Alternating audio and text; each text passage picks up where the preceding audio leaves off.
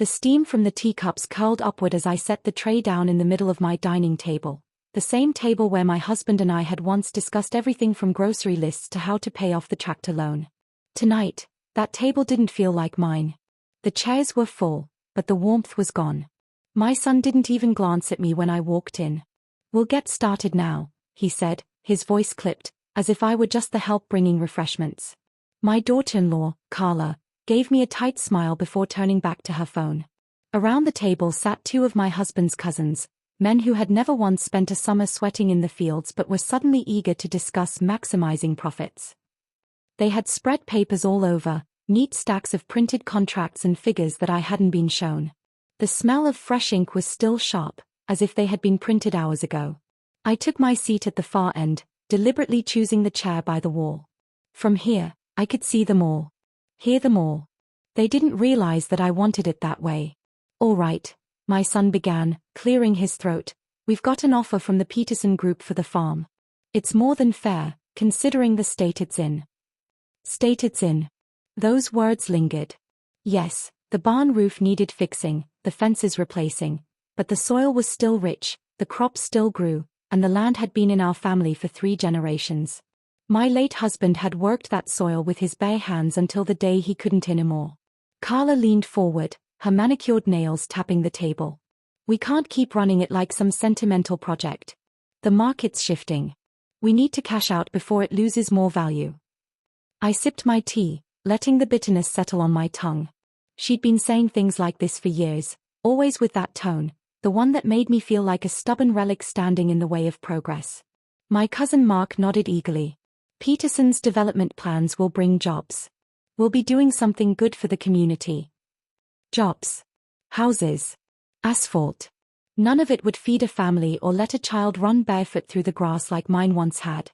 I kept quiet, tracing the rim of my teacup with my finger. Let them think I had nothing to add. Then came the part that twisted the knife a little deeper. "We'll split the profits evenly," my son said, "and Mom, you'll be taken care of.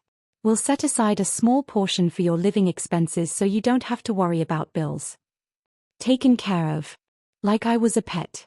Like I had no means, no say, no place in my own life. I thought back to the early years, when my husband and I worked side by side from sunrise to sunset. I'd balance the books at night while he slept, figuring out how to stretch every penny. The farm wasn't just my home, it was proof of decades of sacrifice, long before my son was old enough to tie his own shoes. Carla spoke again. "I think we should aim to finalize this before spring. No sense waiting around." Her words stirred another memory, a winter years ago when we nearly lost the farm after a storm flattened half the barn. We didn't sell then. We rebuilt. We tightened our belts and made it work. Carla wouldn't understand that kind of resilience, she'd never had to. Mark, the cousin, glanced at me as if remembering I was there. "What do you think, Margaret? You okay with this?" I opened my mouth to speak, but my son cut in. "She's fine with it. We've talked." We hadn't. Not once. I let my gaze rest on my son for a moment. His face was tense, his jaw set like it always was when he was hiding something. I knew that look. I'd seen it when he was a boy trying to explain away a broken window. Only this time, it wasn't a baseball accident. Instead of responding, I gave Mark a small smile and took another sip of tea. Let them squirm in the silence. Carla shifted in her chair. "You know, Margaret, once this is over, you could even move somewhere closer to town. Somewhere easier for you. Easier for me." The farm was my rhythm, my air. The creak of the porch boards in the morning, the smell of freshly turned soil, these were not inconveniences. They were my life. The conversation rolled on without me. They discussed tax implications, zoning changes, even a tentative date to meet with Peterson's lawyers. I kept my expression neutral, though inside my thoughts were sharp and quick. Every detail they revealed was another piece of a puzzle they didn't know I was putting together. Halfway through, my son's phone rang. He stepped out to answer it, leaving the others in a casual hum of side conversations. I caught snippets, Carla talking about a vacation, Mark mentioning a new truck. They weren't thinking about the farm's history. They were thinking about what my life's work could buy them. I looked at the empty chair my husband used to sit in at this table. I could almost hear his voice telling me to hold steady, to choose my moment. When my son returned, he didn't sit down right away. He stood at the head of the table, glancing at the papers like they were a done deal. "All right," he said, "let's move forward." I folded my hands in my lap and kept my breathing even. They were ready to take everything without asking.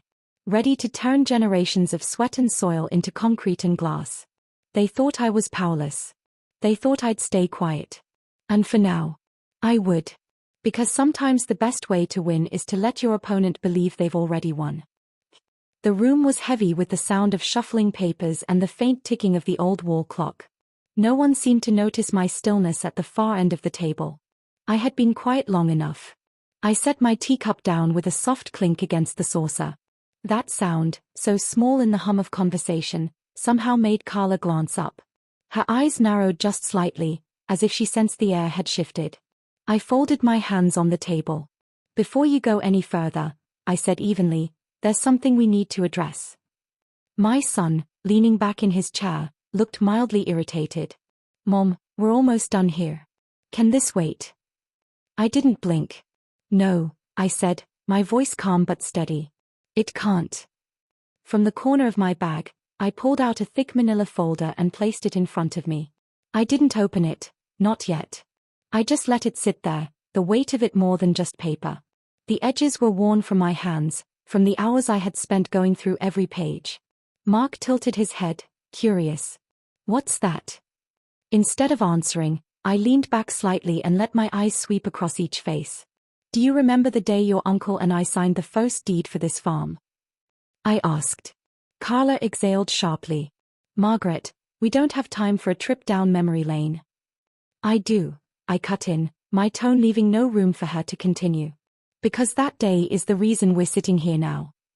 For a moment, no one spoke. The only sound was the faint creak of the chair as I shifted. I began to tell them about that winter, the cold so sharp it stung the skin, the snow piled against the barn doors, and how my husband's hands shook as he signed the papers because he was so nervous about taking on the debt. I remembered how I had gripped his arm and told him we'd make it work. Carla leaned back, crossing her arms, trying to look unaffected. My son kept his gaze fixed on the papers in front of him, though I noticed his fingers tapping faster against the tabletop. "I was there when this land was nothing but frost and stubborn soil," I continued. "I worked it. I kept the books.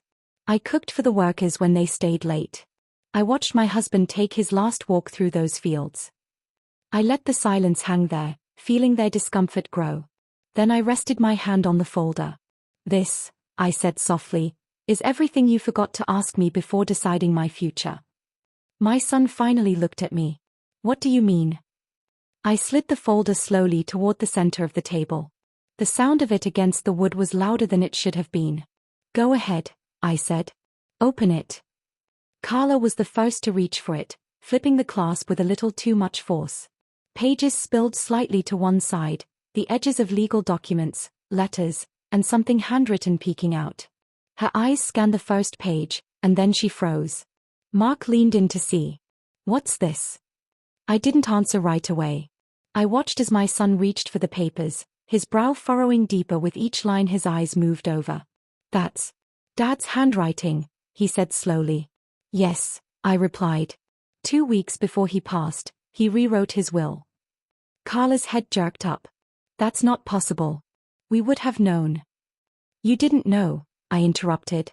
"Because it wasn't meant for you to know until the right time." Mark looked between us, clearly sensing the tension but unsure where to place himself. I kept my gaze steady on my son. "That will gives me full control over the farm. And any sale has to go through me. So, this meeting? These papers you've been discussing?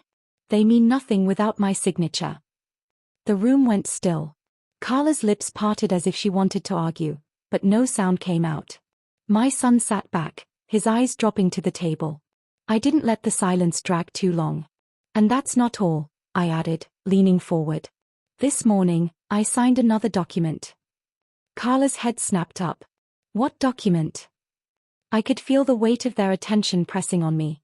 "A lease," I said. 30 years. To a non-profit agricultural group. They'll keep the land running, keep it producing food for the community. And they'll be paying me directly." Carla's face flushed. You can't just. I already have, I said simply. Mark let out a low whistle, clearly impressed despite himself. My son finally spoke, his voice quieter now. So you've been planning this? I didn't hesitate. I've been protecting what your father and I built. You might call it planning. I call it survival. I stood then, letting my hands rest on the table. You all came here tonight thinking you were in control. But this farm has always been my responsibility. And now, it's secure. For decades. No one moved. No one spoke. For the first time that evening, I allowed myself a small smile. The kind that wasn't for show, but for me. Because in that moment, the balance of the room shifted, and it wasn't in their favor anymore.